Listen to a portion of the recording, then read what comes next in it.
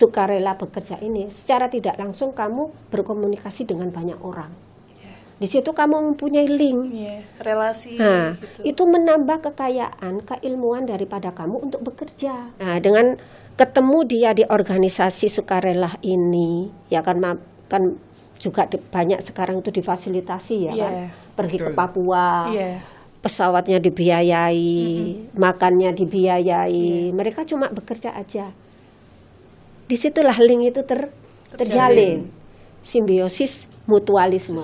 Mereka itu saling membutuhkan satu sama yang lain. Dan itu tidak gampang loh, gitu loh. Hanya orang-orang yang mempunyai karakter, mempunyai jiwa sukarela yang bisa terbentuk di situ.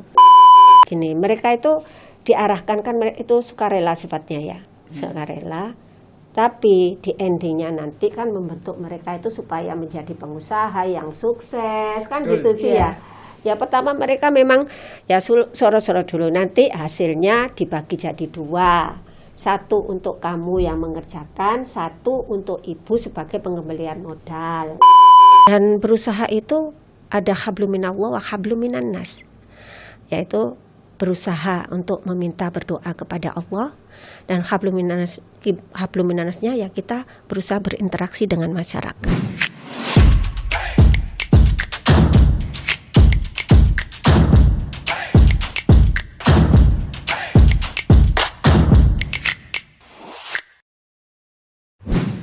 Assalamualaikum warahmatullahi wabarakatuh. Waalaikumsalam warahmatullahi wabarakatuh. Salim dulu Ibu. Iya. Ketemu lagi nih teman-teman ya, bersama dengan Ibu Siti Salamah SPD MAP dari fraksi Nasdem, anggota Komisi E DPRD Jawa Timur. Selamat datang Ibu Siti Salamah di podcast Kios Koran hari ini. Iya, terima kasih. Sehat ya Ibu ya? Terima kasih telah disambut dengan hangat. Padahal di luar panas ya Bu. Iya, jadi hangat di sini. Jadi hangat dan dingin hatinya. Asik. Amin amin amin.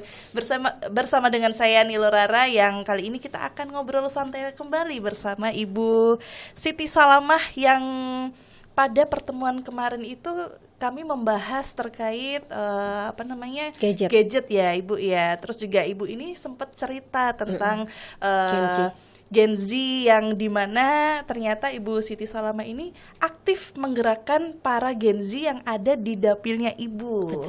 Yang ada di Bangil, Pasuruan, Probolinggo, betul ya Ibu ya. Karena Ibu sendiri ini aslinya dari Pasuruan Bangil. Betul. Pasuruan Bangil ya. Jadi kapan-kapan kalau mau main ke rumah boleh ya Bu ya? Iya, di sana terkenal dengan mangga alpukat. Oh, mangga alpukat yang bisa diputar. Yang diputar itu. Tapi sekarang belum musim ya. Bukannya udah musim ya Bu ya? Masih baru ya. Masih baru ya, masih baru. Belum tua. Yang enak itu kan masak pohon. Masak pohon, berarti metik dari pohonnya. Ya, yuk ke rumah saya ya. Asik. Nanti diundang semua ya Bu ya kita ya. Kalau udah matang semua ya. Kalau udah matang semua, oke. Ibu Siti Salamah ini dikenal dekat dengan masyarakat ya kan, dan beliau ini juga aktif melakukan kegiatan sosial bersama masyarakat, terutama juga Gen Z dan juga milenial ya Bu ya, yang kapan hari itu cerita kalau nggak salah setiap hari Minggu atau 1 bulan sekali itu Bu yang mengadakan senam bersama itu. Jadi kita ada punya kumpul majelis taklim as-salamah, itu terdiri dari ibu-ibu yang sudah sepuh, juga ibu-ibu muda. Ibu mudanya juga masuk. Iya, juga masuk, juga mereka mengajak kadang anak-anaknya. Jadi Gen Z juga masuk di situ. Oh, Gen Z juga boleh masuk juga, Bu ya? Iya, ya nggak apa-apa itu. Yang namanya isinya ngaji kan di situ ya. Oke, berarti ngaji. Tidak ada. Jadi gini, alasannya ibunya kenapa diajak anaknya gitu loh, ketemu sama orang-orang tua, mau apa enggak mau, soalnya karena justru bisa ngajinya itu masuk di majelis taklim katanya gitu. Kalau di rumah dia nggak maunya ngaji Bu aja gitu bilangnya. Jadi saya ajak gitu, baru dia kesempatan ngaji. Katanya gitu. Untuk di Gen Z itu ada kumpulan Gen Z sendiri, dan juga ada kumpulan senam sehat bersama Ibu Haja Siti Salamah setiap Minggu pagi. Itu setiap Minggu pagi itu Bu? Iya, itu khusus setiap Minggu pagi. Setiap minggu, berarti kan 1 bulan ini kan ada 4 sampai 5 minggu. 4 minggu. Berarti 4 kali atau 5 kali tuh? Senam terus? Iya, senam terus. Jadi setiap minggu kita bertemu. Itu cewek-cewek cantik di situ. Mas, cewek mas. Ingat istri. Gen Z yang perempuan kebanyakan mendominasi di situ yang ya. Cowoknya jarang. Cowok kita nggak kasih ya. Khusus saya cewek-cewek. lebih mengikat di situ itu untuk aman. Di situ kan juga ada ibu-ibu muda ya yang punya suami. Jadi saya saya pastikan kalau ikut Bu Haja Siti Salamah dalam keadaan aman terkendali. Tidak ada lirik-lirikan ya. Soalnya di situ sih biasanya kan mereka semua kan masuk di sanggar ya, ibu-ibu muda, anak-anak muda itu gitu. Setelah berhasil dia mendorong saya untuk membuat majelis taklim, ya memang itu ya. Kan itu dikhususkan untuk mengaji. Modalnya sih banyak ya. Iya, Bu, kita betul. harus majelis taklim itu 1.000 orang kita kasih seragam semua. Semuanya. Senam Jadi, dikasih. Majelis taklim juga dikasih. Iya, biar mereka semangat ngajinya kan gitu ya. Iya. Jadi kerudungnya biru, abaya biru. Jadi kita jahitkan sama jadi satu, diukurin satu-satu gitu. Wow. Dia 1.000 orang itu ya, Bu. Iya, suruh jahitin sendiri itu enggak mau. Nanti aku kalau jahitin Manja orang-orang ini manja. Udah Nggak dapet apa-apa. ya mau diukur ini gimana ini. Kapan lagi kita mau bersodako ya? Iya. Kalau kita pulang itu tidak kita bawa semua, ya kan? Tinggal Yang kita diingat kebaikannya Ibu itu tinggal tadi. kita meninggalkan nama baik dan sodako amal jariah kita, ya kan? Yang sambung sampai kita meninggal, gitu ya.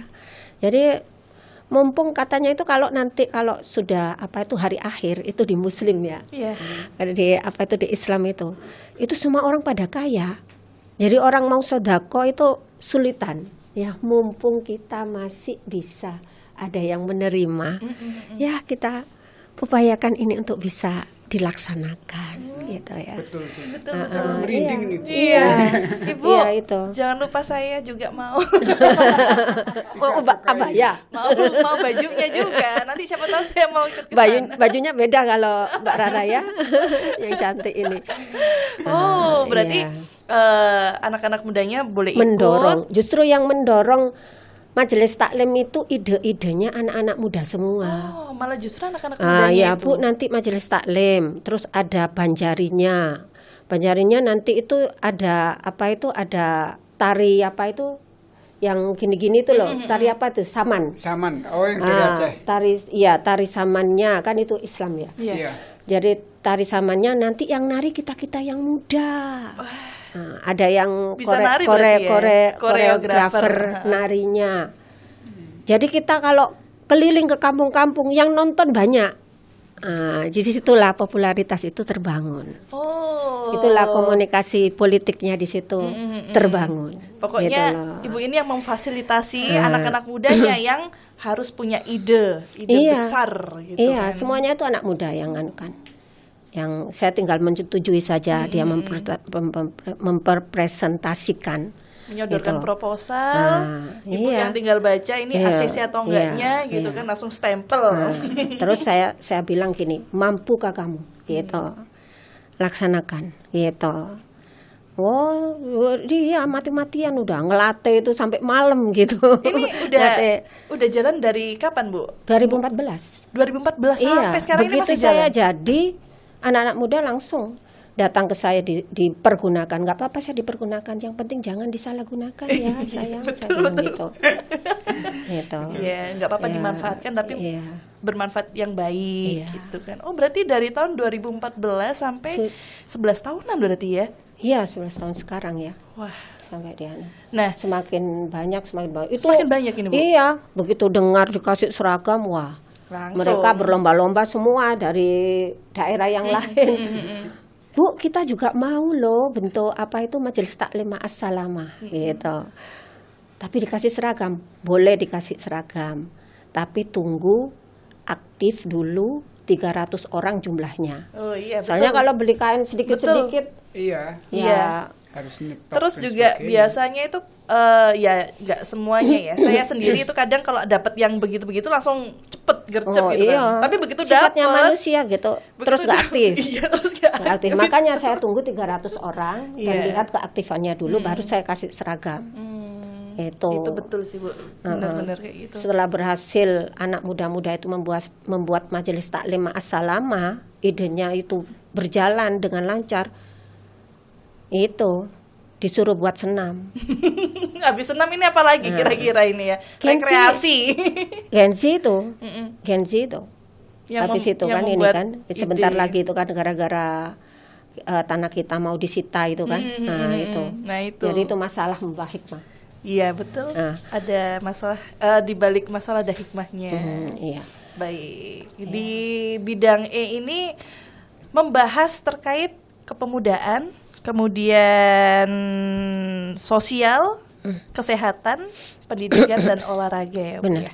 Di episode kali ini kita akan membahas tentang anak muda, karir sosial dan volunteerisme dari cangkruk ke aksi nyata. Ini kalau dengar-dengar biasanya ini kan sosial dan volunteerisme ini sekarang menjadi trennya anak muda ya Bu ya. Di mana-mana itu kalau saya lihat di media sosial itu banyak sekali yang membuka registrasi buat teman-teman yang mau masuk ke sukarelawan mengajar di sini di Papua, itu bahkan ada yang seperti itu. Apakah memang trennya sekarang emang begitu ya Bu? Iya sih. Apa itu saya menyambutnya positif ya, menyambut positif, menyambut baik. Itu memang bagus program-program semacam itu ya. Itu mengasah ya secara tidak langsung mengasah apa itu untuk pemuda kita itu peka terhadap sosial, peka terhadap apa itu sesuatu yang harus dibantu gitu ya. Kadang kan pemuda itu istilahnya itu terlihat foya-foya, dugem asik ya. Pokoknya enak-enak gitu. gitu ya. Tapi mereka banyak juga ya sangat apa itu membuat aksi untuk hal-hal yang sifatnya sukarela dan sosial. Saya mendukung sekali untuk hal-hal seperti itu. Termasuk Gen Z yang sekarang saya buat ini. Mereka ada satu masalah ya di pimpinannya juga yang memimpin Gen Z ini. Yang di dalam organisasinya yang Ibu bentuk iya, itu. yang saya bentuk ini kan ini baru pertama kali Gen Z ya. Saya wujudkan untuk dalam suatu apa ini wadah gitu ya. Gitu. Dia tuh gini, Bu, kalau saya ikut di organisasi sosial semacam ini, dia tuh curhat sama saya. Apa nanti saya nggak kesulitan untuk bekerja? Katanya gitu dia itu. Ya enggak toh Mas, saya bilang gitu. Justru kamu berangkat dari apa itu jadi voluntarisme ini, sukarela bekerja ini, secara tidak langsung kamu berkomunikasi dengan banyak orang. Di situ kamu mempunyai link, relasi. Nah, gitu. itu menambah kekayaan, keilmuan daripada kamu untuk bekerja.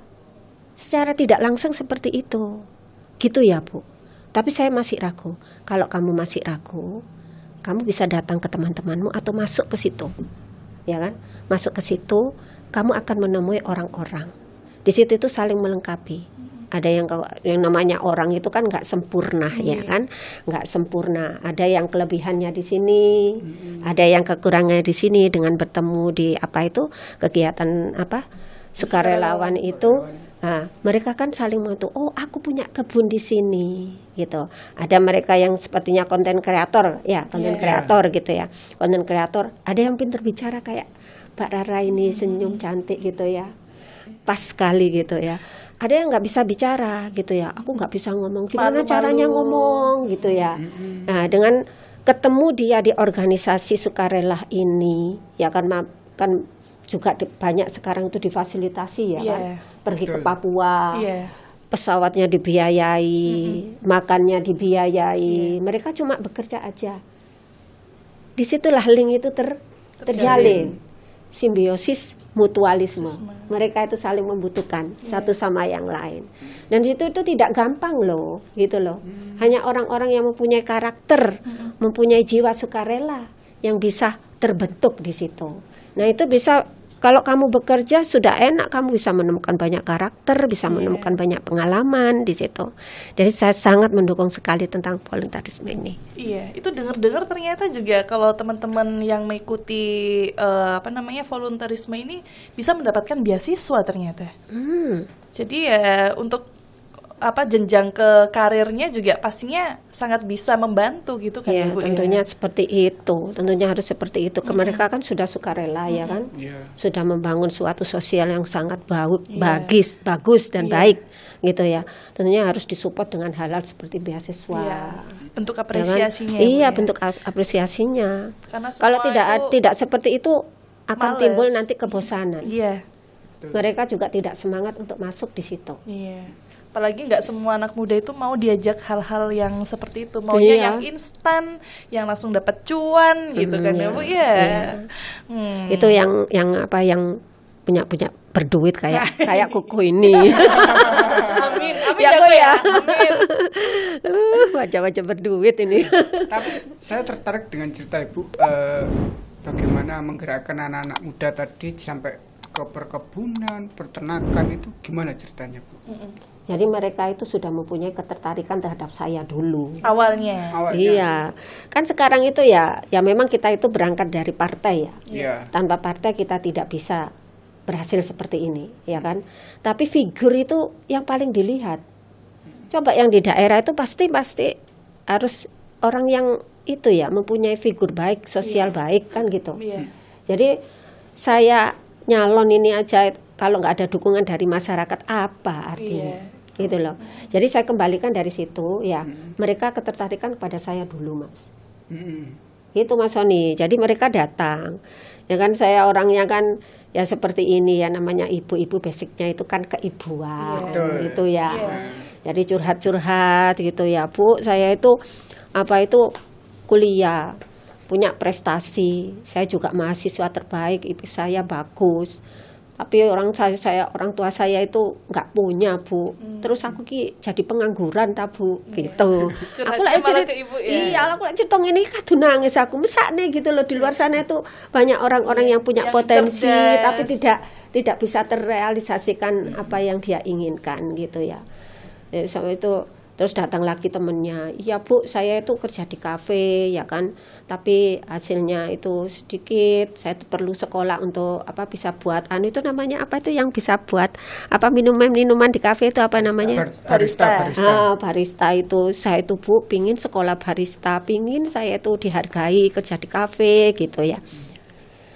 Ya, ayo kita berangkat bersama-sama, saya gitu. Ya nggak 1-2 orang, ya bikin nangis aja gitu ya. Padahal saya juga punya anak yang ya gitu ya, gitu. Tapi anak-anak mereka itu seperti anak-anak saya sendiri gitu loh. Kenapa saya merasa seperti anak-anak sendiri? Lek saya nggak punya merasa punya anak sendiri, nggak mungkin mereka curhat saya nangis, gitu ya. Gitu. Akhirnya ya seperti itulah saya dengan mengucap Bismillah ya. Dengan berbasis ya kamu harus menerima dulu, kamu harus bekerja keras dulu. Jadi saya tuh mendidik mereka itu tidak, meskipun ada, saya sepertinya tidak ada. Iya. Jangan Gitu. dimanja-manjain Iya, gitu ya. gitu. Kamu itu sudah zaman kayak gini, apa kamu tuh mau majul-majul? Oh Bu, saya ngarit di rumah Bu. Itu, saya ngarit di rumah, tapi dia prestasinya bagus, IP-nya bagus. Kan eman toh, Iya. ya kita tuh. Ayo ajak teman-temanmu yang lain, ayo kita sama-sama bicara gitu. Bu itu ya Bu ya ketemu di ini ya di di kafe ini ya gitu. Kafenya nggak mahal kok Bu, itu dia itu sudah merasa sendiri gitu Iya, loh. iya. Sungkan sendiri, Ya, karena- ya saya tambah kasihan tuh, Iya. gitu Iya. loh. Jadi mereka itu pengertian banget gitu Iya. loh Mas, gitu loh. Jadi kan mereka memang berangkat dari itu yang ada di Genzi saya itu karena daerah saya yang menengah ke bawah ya. Betul. Itu berangkat dari keluarga yang tidak mampu dan mereka berprestasi gitu dan mau susah katanya gitu. Iya. Bener mau susah ya, nggak males ya gitu. Tapi saya antisipasi, namanya pikiran manusia itu kan mudah berubah gitu ya. Itu ya diantisipasi lah, jangan sampai mereka itu jadi berubah, jadi support terus lah, support berupa nasihat. Dan akhirnya Begitu. membuat perkebunan tadi itu. Iya, perkebunan itu masih awal, Mas. Jadi mereka Masih masih berproses ya, Bu? Iya, jadi prosesnya itu kan sekarang saya suruh untuk cari pasar dulu. Contohnya dulu Iya, yang jadi seperti kita apa? itu buat perkebunan kan mereka itu presentasikan, suruh saya tambah untuk ada kolam ikannya, ada apa itu ternaknya ayam untuk sementara 30 saja gitu ya.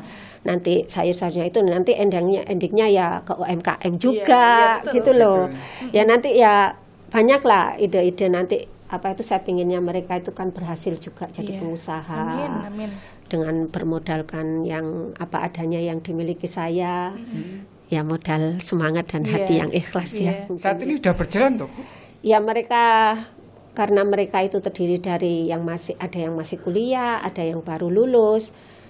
Sudah proposal sudah diberikan pada saya, semua modal sudah diakumulasi semuanya, terus perbandingan sudahlah semuanya sudah itu presentasi mereka, saya suruh cari pasar dan suruh belajar dulu. Saya tidak mau langsung nanti dia nanam terus pasarnya di mana. Iya. Kalau berupa sayuran nanti bosok semua. Iya. Iya. Nah, itu harus belajar secara dulu nyata, ya, Bu, iya, kamu datangi dulu untuk pasarnya ikan gabus di mana. Kenapa ndak ikan lele? Ikan lele sudah banyak. Trennya sekarang ikan gabus. Ikan gabus itu kalau di Singapura, ya kemarin itu saya kan pernah berobat di Singapura, ya kan, itu kalau habis operasi itu dikasih Koto. iya, itu kan gabus kan itu ya. Iya, ikan gabus. Nah, itu Pilnya itu ya, Bu, ya? bukan pil itu saya Ilernya, malah. apa sih? Iler? Apa itu? Jadi dia itu dibuat kayak sup gitu ya. Oh, iya, iya. Jadi supnya aja gitu ya, tapi dikemas gitu ya dan itu harganya mahal loh. Itu loh. Nah, itu saya dikasih teman saya Cina. Jadi ndak apa itu ndak bilang sama apa itu dokternya. Tapi saya cepet loh, Bu, ya, Iya, buat iya, menutup luka untuk itu. penyembuhan setelah operasi gitu ya. Terus Cuma kata koto namanya iya, kalau di Jawa kalau ya. trennya bahasa kerennya ikan gabus. Ikan gabus. Nah, itu kan lagi tren sekarang. Iya. Jadi gini, kamu cari orang yang punya kolam ikan gabus, kamu belajar di sana. Paling enggak 1 bulan lah, itu 2 bulan enggak apa-apa. Iya. Jadi enggak jadi cangkruk enggak langsung action, harus berproses dulu. Iya. Kalau enggak tepat, nanti malah enggak jadi, malah bencana nanti, ya kan? Jadi mereka jangan sampai kecewa kan gitu. Jadi harus belajar sebanyak-banyaknya. Nah setelah kamu punya pasar nanti, nah baru kamu buat kolam. Itu sistemnya seperti ini. Kamu lihat juga ke Cina. Loh, alhamdulillah Bu, saya KKN-nya di apa itu di Thailand. Di sana di perkebunan Bu. Oh, ya wes. Jadi Cocok seperti ya. itu dulu Belajar anak-anak. dulu. Tapi sudah saya siapkan untuk modal mereka, untuk semuanya segalanya. Itu lahan apa gitu sudah saya bersihkan semua. Jadi mereka tinggal menerapkan saja. Jadi seperti itu, tidak dari cangkruan ke aksi itu pasti. Pasti. Yang penting ini loh, ada yang memperhatikan mereka. Yang Jadi untuk mengawasi mereka iya, juga. iya, menjadikan mereka untuk sebagai apa bahan produktif ya.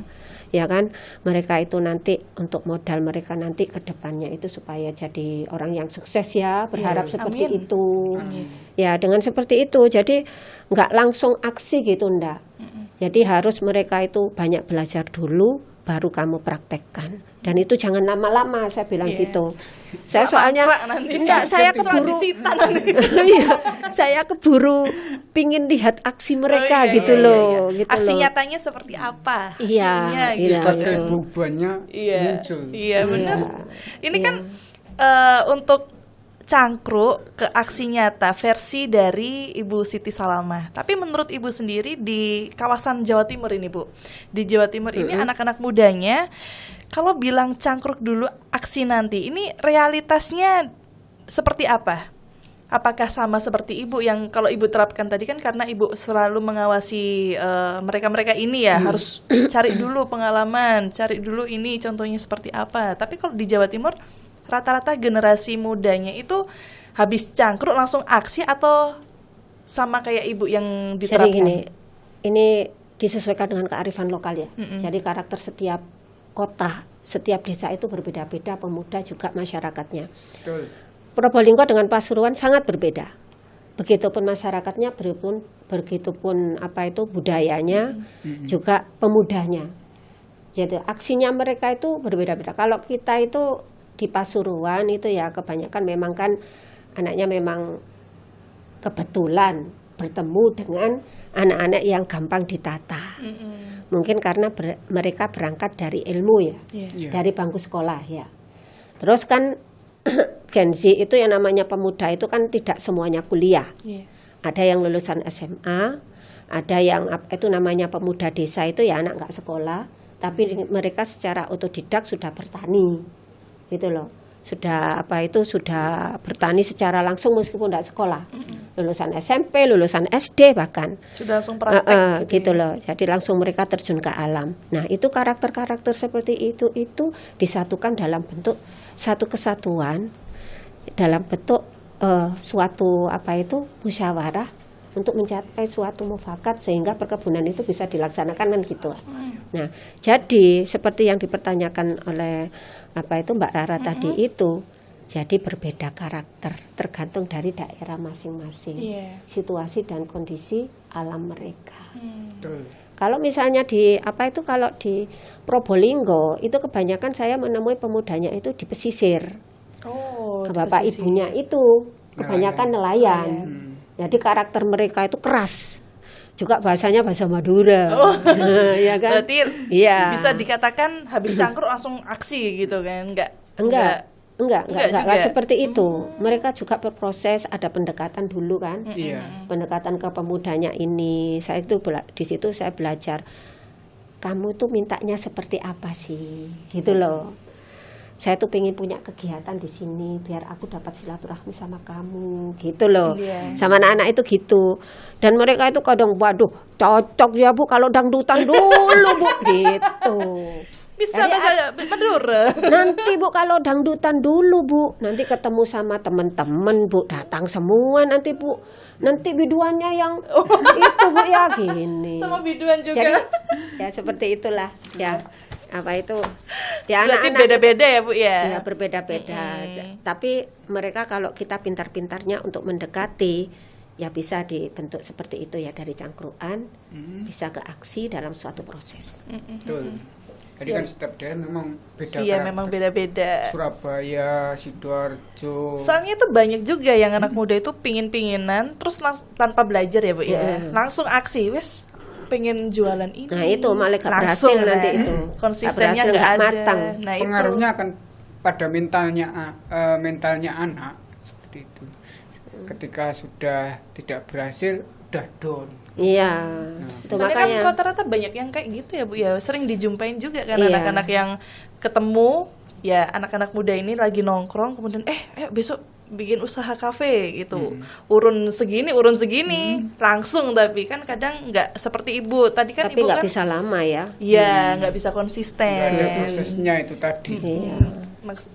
Kalau ibu ini kan diawasin, disuruh belajar dulu, disuruh nyari contohnya dulu yang berhasil seperti apa supaya konsisten, nggak cuma di awal aja gitu ya Bu ya. Jadi mereka itu tidak hanya sekedar harapan gitu loh.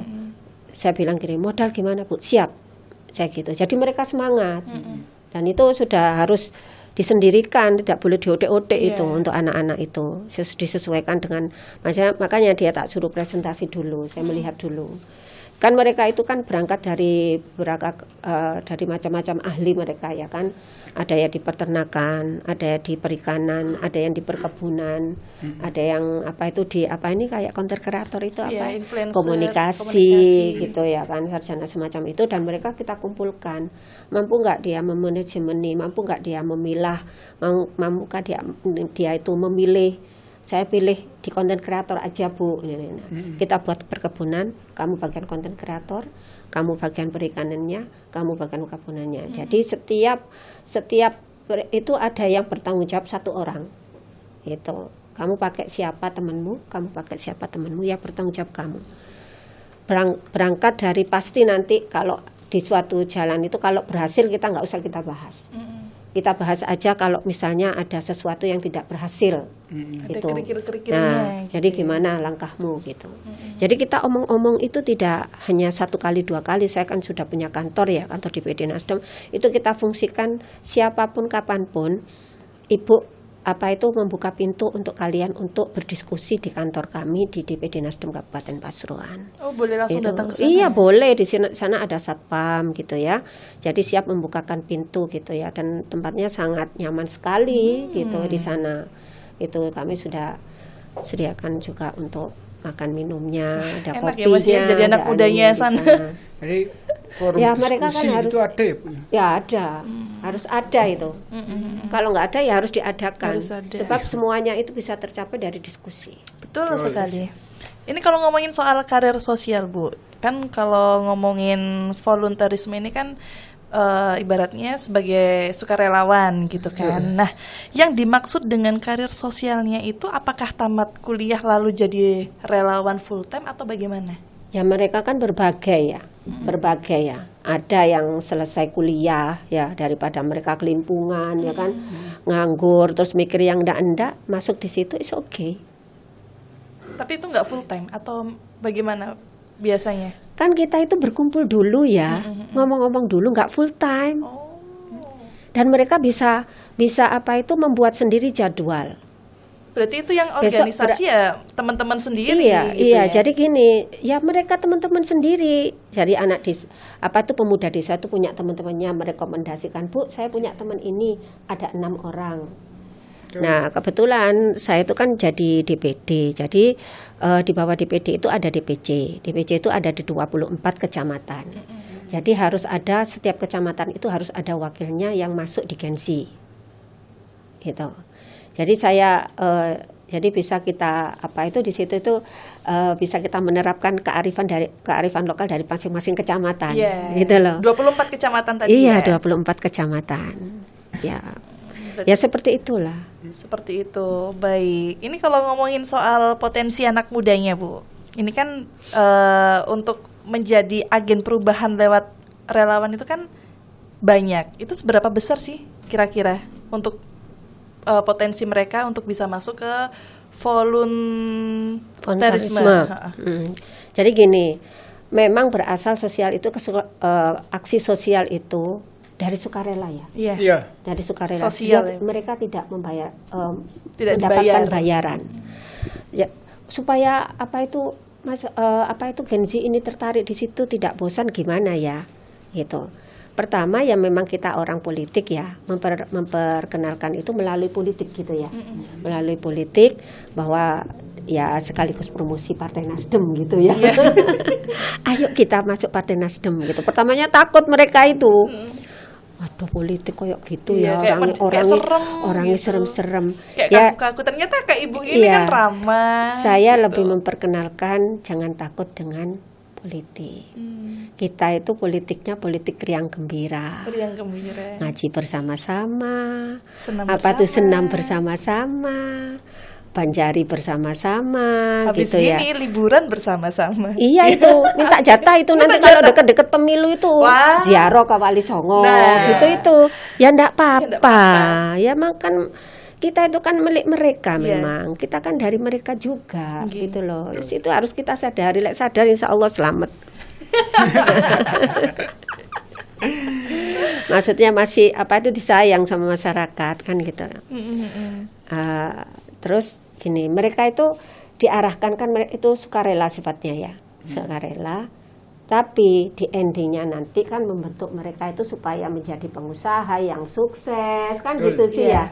Ya pertama mereka memang ya soro-soro dulu, nanti hasilnya dibagi jadi 2. 1 untuk kamu yang mengerjakan, 1 untuk ibu sebagai pengembalian modal.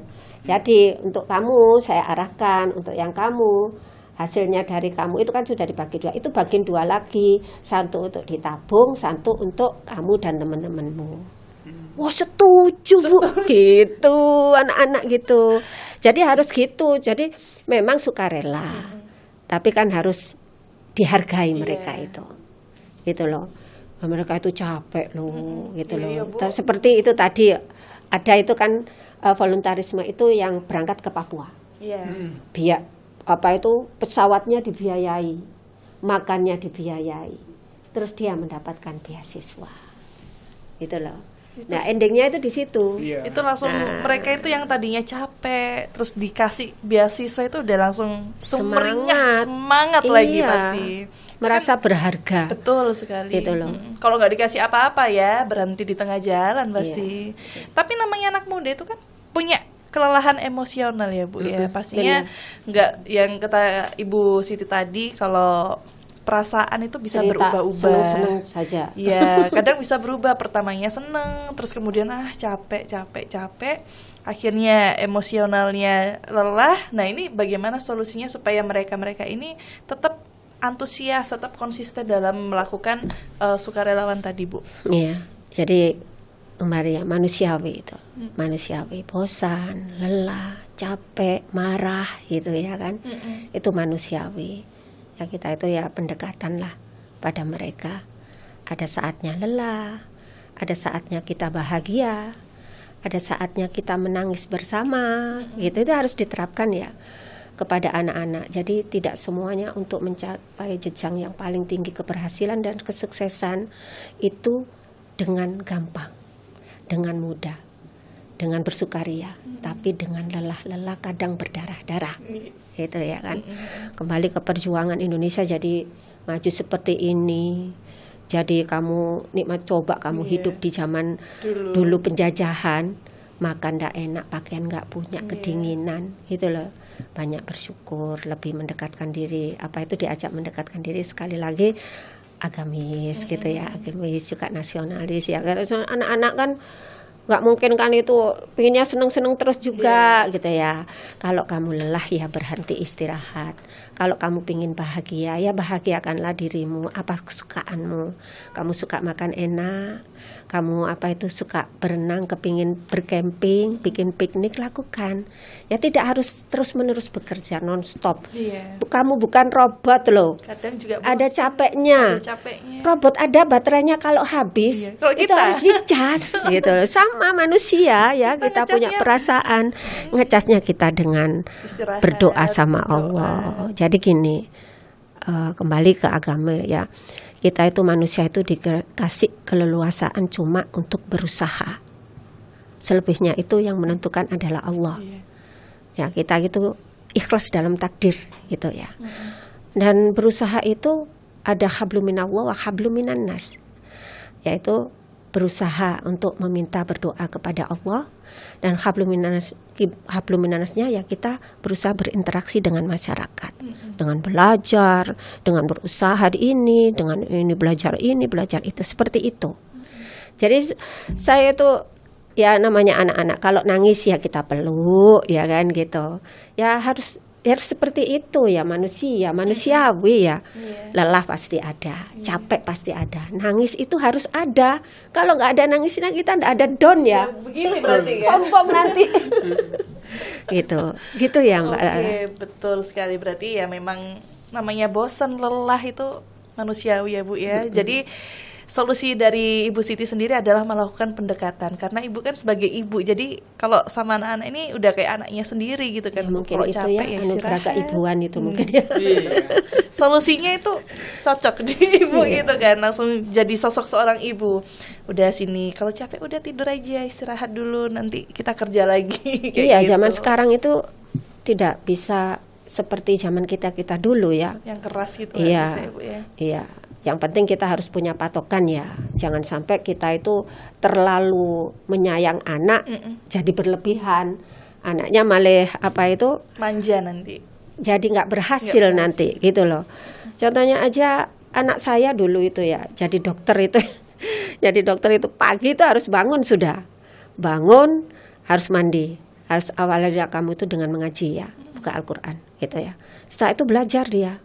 Jadi pagi itu sudah bangun, setelah itu belajar, saya ajari gitu. Basic saya kan dulu guru ya, gitu. Jadi saya ajarin gitu. Setelah itu dia berangkat sekolah gitu ya. Kalau zaman saya dulu, tidak ada naik kendaraan anak. Sekarang enak ya, keluar rumah sudah naik kendaraan anak saya itu, ya kan. Sekarang anak saya sudah jadi dokter tuh bilang gini, mama itu kalau didik aku tuh dulu kejam gitu. Sing penting gini ya, ada batasan-batasan ya. Satu, anak itu jangan sampai melawan orang tua. Cuma itu aja. Kau boleh sesuka hatimu, tapi kalau orang tuamu jangan kau marahi. Gitu. Kau boleh berpendapat, tapi tidak boleh kau bertengkar dengan orang tuamu. Gitu loh. Ini sosok ya, sosok yang tidak boleh. Sepandai apapun ya, sekaya apapun itu kalau sudah orang tua jangan dilawan maksudnya. Kalau udah ngomong gitu itu pasti sukses anak itu. Amin. Rungokno Mas. Itu saya, Okay. Anak saya juga gitu. Keren tapi ya Bu ya. Wah, luar biasa Ibu ini. Enak ya teman-teman yang di dapilnya Ibu ini yang di Pasuruan Probolinggo kalau mau curhat-curhat langsung ke Ibu Siti gitu kan, karena beliau ini sosok keibuannya semuanya dirangkul gitu kan. Kalau lagi sedih butuh apa gitu, saya juga bisa ya Bu ya seperti itu ya. Iya boleh. Nanti mamanya cemburu tuh. Anakku kok malah sayang sama orang lain gitu. Iya, terima kasih Ibu Siti Salamah, luar biasa hari ini ilmunya. Lagi-lagi kita mendapatkan sesuatu yang baru, cerita yang baru lagi dari Ibu Siti. Mudah-mudahan besok kita ketemu lagi ya Ibu ya di lain kesempatan di episode selanjutnya. Entah kita akan membahas apa. Yang penting teman-teman di sini tetap stay tune terus di podcastnya Kios Keran. Sekali lagi terima kasih banyak Ibu. Sama-sama Mbak Rara yang cantik. Sama-sama Ibu yang cantik dan awet muda gitu kan. Terima kasih kalau begitu. Kita ketemu lagi di podcast Kios Keran episode selanjutnya. Bye bye.